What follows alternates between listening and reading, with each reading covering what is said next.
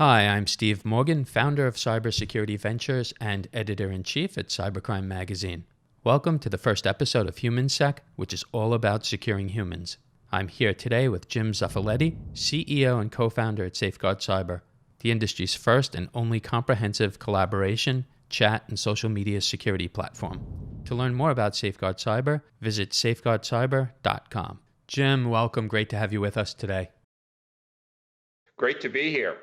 So, Jim, before we get started, tell us about your background before you started up Safeguard Cyber. Absolutely.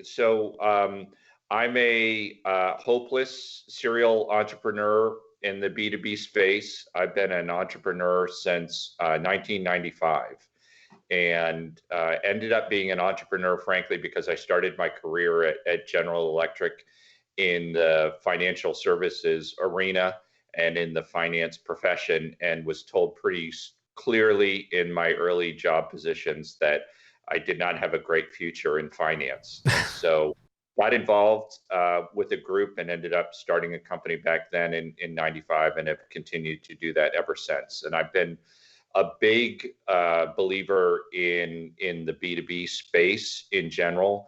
And if you kind of look for kind of common threads about what excites me personally about being an entrepreneur beyond B2B is kind of two things.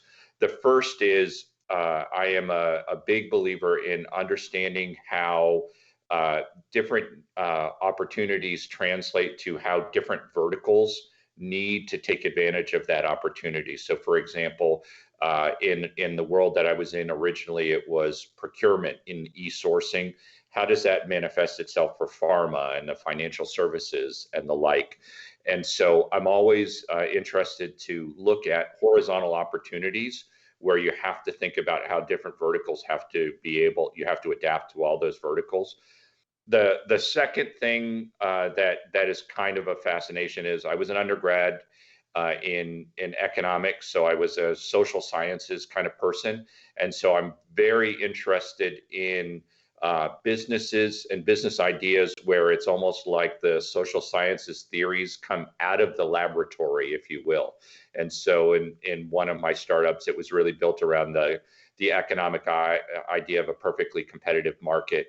And in many ways, what we're doing at Safeguard Cyber is kind of a manifestation of other social theories, if you will, as they've left the lab and really ended up in practice in the real world.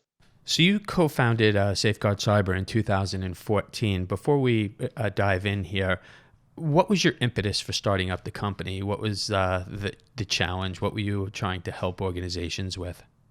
Yes, so there are a couple of things that were converging, and this is kind of think about this as every company has a founding period, and ours is really from kind of 2014 into 2016, and there were basically kind of three, if you will, catalysts that were contributing to it. The first one, and if I got to give credit where credit is due.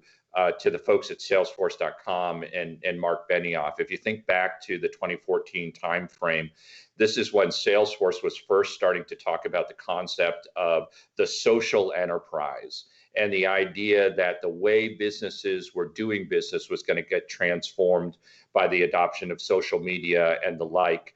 And we were doing a lot of work with them at the time, and we're hearing from them again and again, hey, this is the way business is changing, but this area of how do you manage risks in those arenas is something that is kind of top of mind for us as a business. And subsequently, Salesforce has actually become an investor in the business. So, but what Salesforce was talking about back then in 2014 was definitely one of the big catalysts.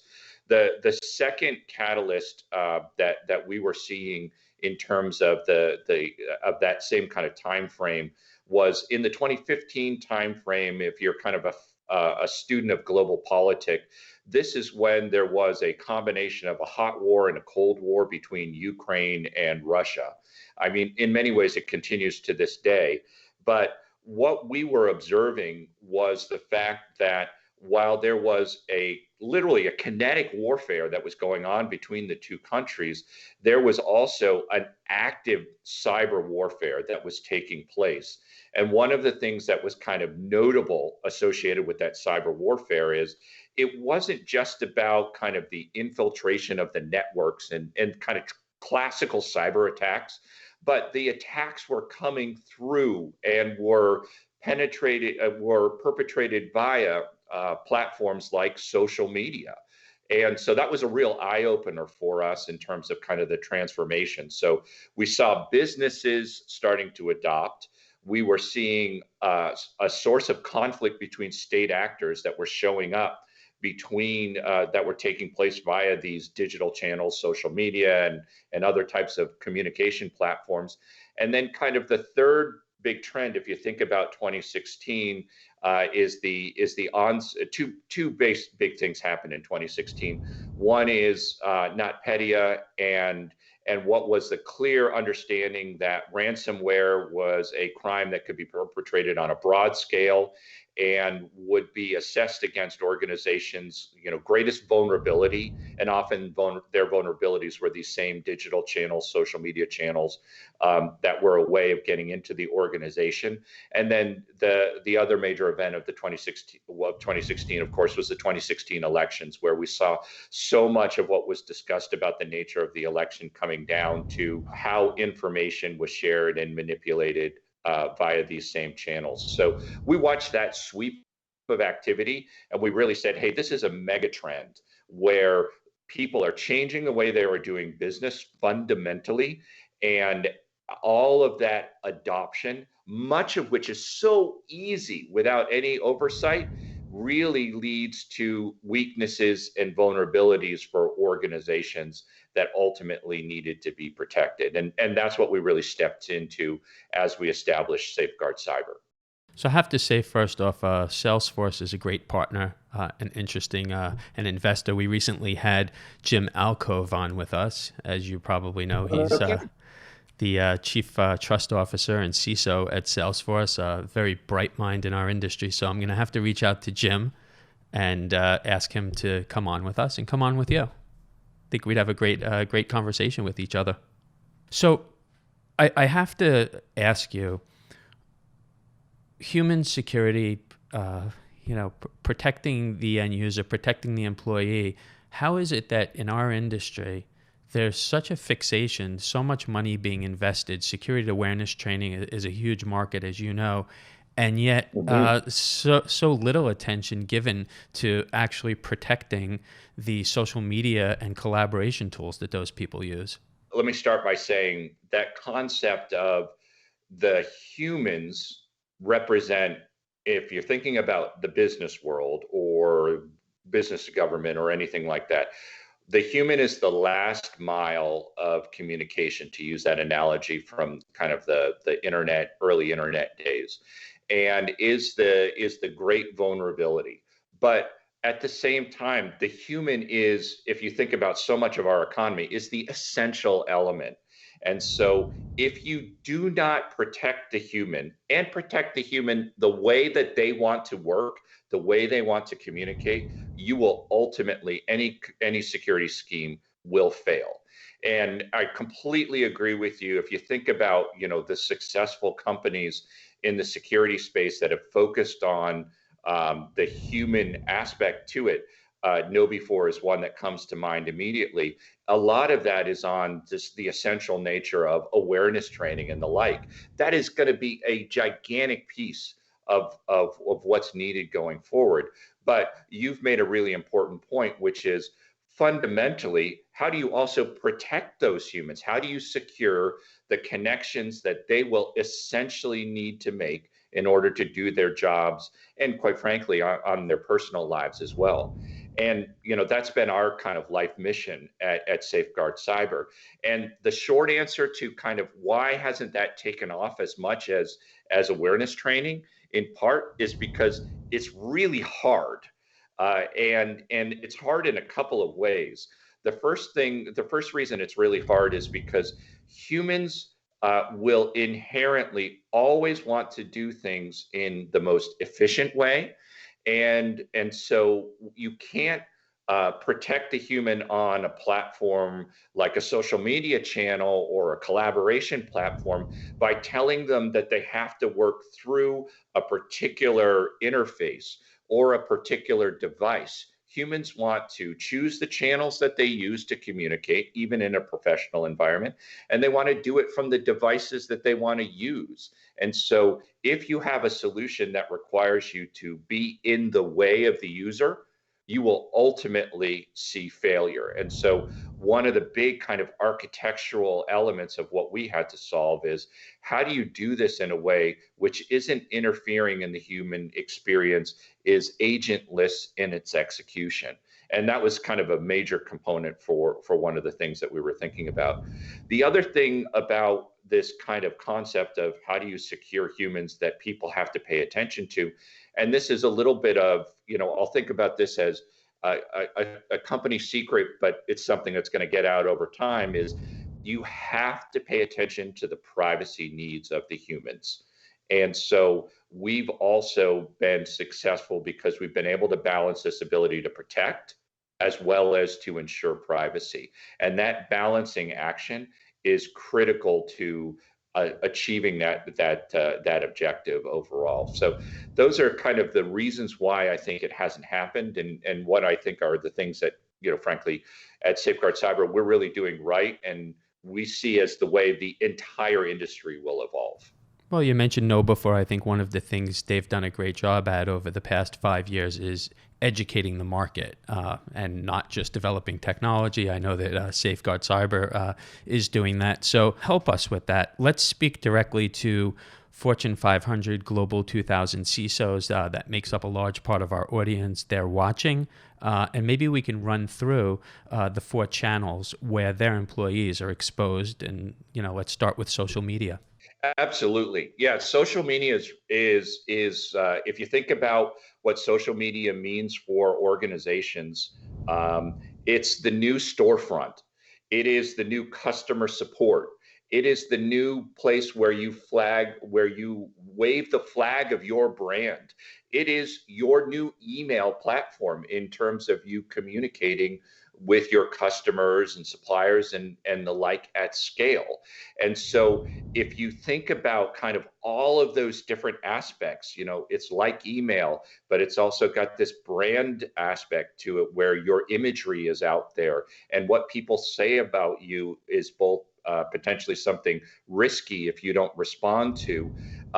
There's so much that's going on in social media, and the ability to do things like watch out for your brand, the ability to watch the messages that come in and out via direct messages that might have the same malicious content or ransomware that you would see coming in via email.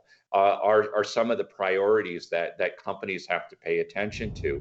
And then because it's their customer support front end, everybody's putting information, everybody's submitting comments to them. And companies, particularly financial services and pharmaceutical companies, they've got regulatory burdens that they have to discharge. So it's not just about, could I spread malware this way or something like that, but could I create something that might be a multi-$100 million or $1 billion fine because I haven't responded to a post or a comment that's against my Facebook page, for example. So those would be some of the risks that we see companies deal with. Another one, just really quickly, is executives, right? If I am an executive, I'm almost like the company's brand at this point. So what's posted about me, my control of my account from account takeover, the concern that I might be impersonated, like recently one of the vaccine CEOs was impersonated in social media. That's something that's continuing to be a risk that organizations face. And with Safeguard Cyber, they've got the opportunity now to actually do something about that, find that visibility and the like.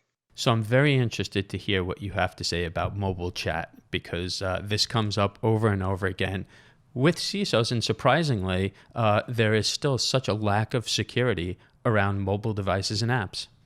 Yeah, this is I completely agree. This is a head scratcher, but I think there's a reason why. And so let me start by saying what's the big reason why CISOs should pay attention to it.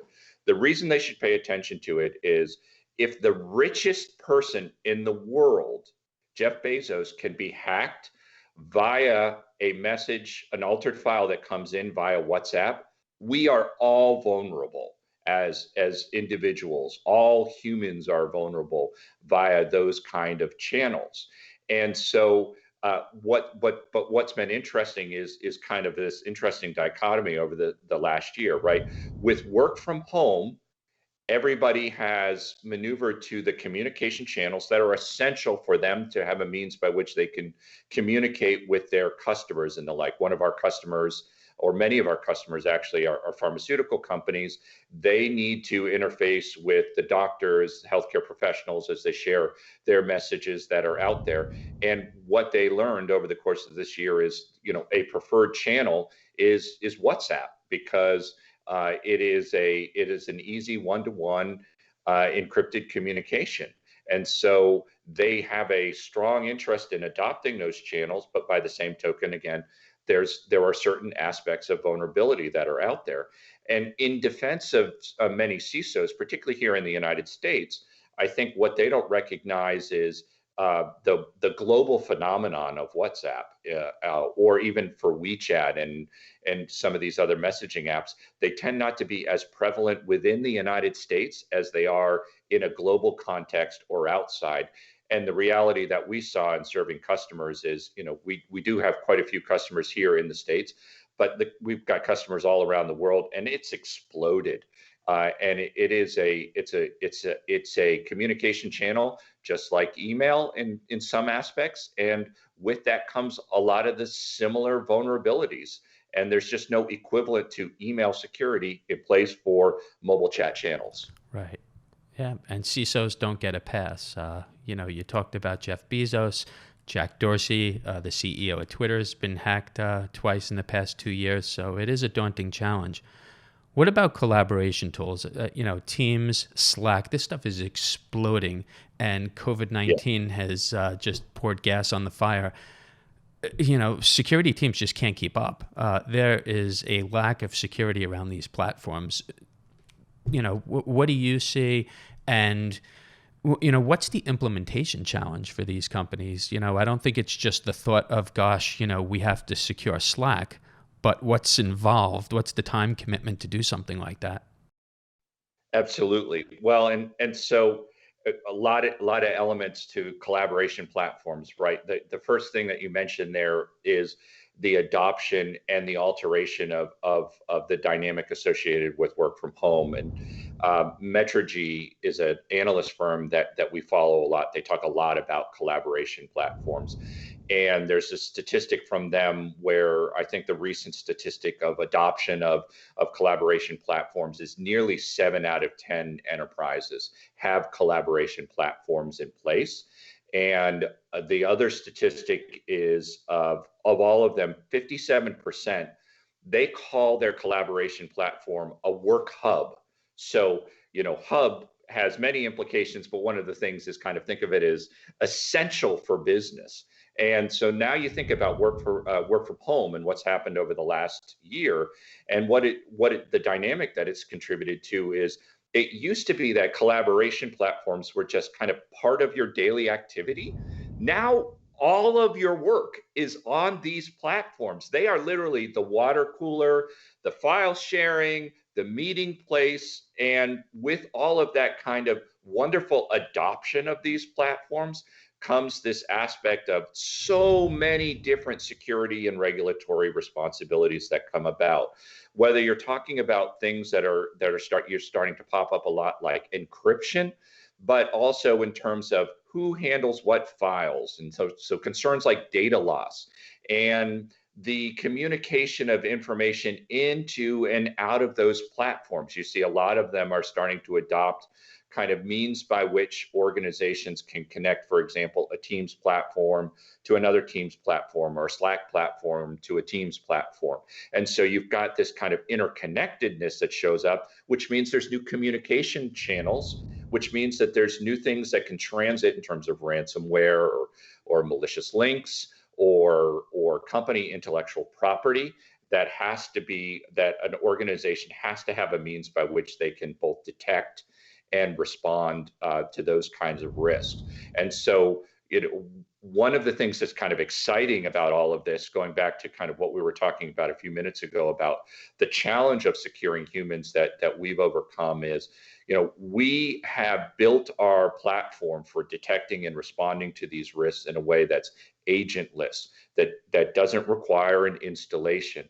And so when we are protecting a Slack platform or Microsoft Teams or Zoom, we're doing that in a way where our essential protections can be available to the customer in a matter of minutes. There's no, hey, let me send you that appliance and then you're in business. It's okay, log into our platform, go through this authorization, initiate the policies or the detections that are important to you. Now you're in business. Now you're detecting, and you have the ability to remediate it. And so that kind of ability and ability to do it fast is, as you're implying, absolutely essential for organizations.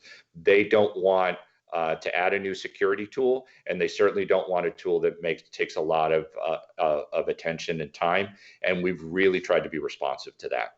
So just so that CISOs aren't beating themselves up too bad after watching this, but they're great. I mean, we love, working with the CISOs because, they've got a tremendous challenge and, they have to be admired for what they do. But, let's talk about enterprise apps. You would think that we're in a better place with security around enterprise apps. Yes or no? The short answer is it's a little bit of yes and no associated with it, right? Um, the interesting thing about enterprise apps is that they are, or exciting, depending on how you want to look at it, is they're exploding, right? Every day you will hear about a new tool that DevOps or SecOps wants to use that's out there. That's the good news about doing business better. That can get people like me really excited.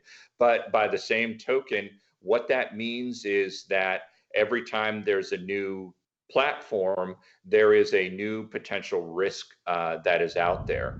And so when when you've built your protection for your organization around building a perimeter around your network or even around your cloud instance, or you are protecting by redirecting all your traffic through kind of a particular avenue, if you will always run into this dynamic where there are new apps that are showing up. And every app is a new communication platform. Every app has a new ability to handle hyperlinks and files. And so every app represents a vulnerability. And so we've really been a big believer that you've got to stay ahead of all of those enterprise app adoptions so that when a company wants to adopt, new tool B, that we're there as their trusted partner in providing that kind of protection that they need for them. And by the way, providing that protection in a granularity that is often very difficult if you're using some kind of a perimeter approach that's oriented towards like a cloud access security broker. So you might have a group of people on an enterprise app that you need to protect in a certain way. That's something that we've got built in, and has really been our kind of stock and trade, if you will. So, Jim, we've been following the company for actually quite a few years because you've been an early mover, and we try to identify companies who are ahead of the pack, and you have been really before the market started to develop. So, can you give us, some background on the company and the key milestones that have led up to 2021? Yeah, I mean, one of the things that I would tell you about and I would say this is true for my colleagues as well as myself, is we kind of geek out about the use cases, and we geek out about the industry verticals, like I mentioned a few minutes ago. And so the development of the business is really about the development and the maturation of all of those different use cases that companies need. So, if you think about kind of the early days of the business, a lot of what we were trying to find were focused on were things like personal health information or personalized information that were more idiosyncratic to either a healthcare organization, for example, or a pharmaceutical company. And then we started getting kind of more sophisticated in terms of what we call natural language understanding. So understanding both the tone and the message that was posted in these platforms, which becomes really important if you're trying to detect things like fileless phishing attacks. And so then we found ourselves moving into the financial services industry and doing things that were either regulatory important or security important via natural language understanding as an evolution. And a couple of years ago, we took on our first media company as a customer, which included, the first performance artist as a customer, where you think about executive protection isn't just about executives, it's really about highly visible or highly vulnerable individuals. And some of the work that we're doing right now that we're really excited about in the aerospace industry. Why the aerospace industry? If you look at foreign actors, one of the biggest targeted industries is the aerospace industry. It's full of intellectual property. And what's the way that organizations are most vulnerable there? And they've started to see it. It's via these digital and social channels. And so the work that we're doing with the aerospace industry to protect their digital and social channels is something that we're really excited about now. So it's these new use cases. It's the adding of new industries, whether it's media or government. That's really been kind of the signposts along the way. And then kind of the last thing that I'll mention, but it's really not the last thing in terms of the development of the organization, is we very much believe that we have to exist within an ecosystem of existing solutions. And so our ability to plug in and play nice, whether it's with identity or endpoint, we have a one-of-a-kind integration with CrowdStrike, where we can extend their visibility and almost create like an endpoint inside social media accounts or collaboration platforms. So that ability to play nice with the cyber ecosystem has been a real emphasis for us to date and will continue into the future. So partnering with each other, Safeguard Cyber, Cybercrime Magazine, this series is all about educating, informing CISOs and security teams. We're very excited about this program. We have Fortune 500 CISOs who are very excited to come on to talk about the topic in aerospace and financial services, pharma, healthcare.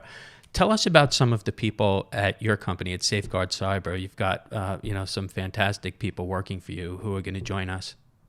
Yeah, I mean the person who I'm most excited about having you guys really get a chance to get to know is my co-founder, Ottavio Freri.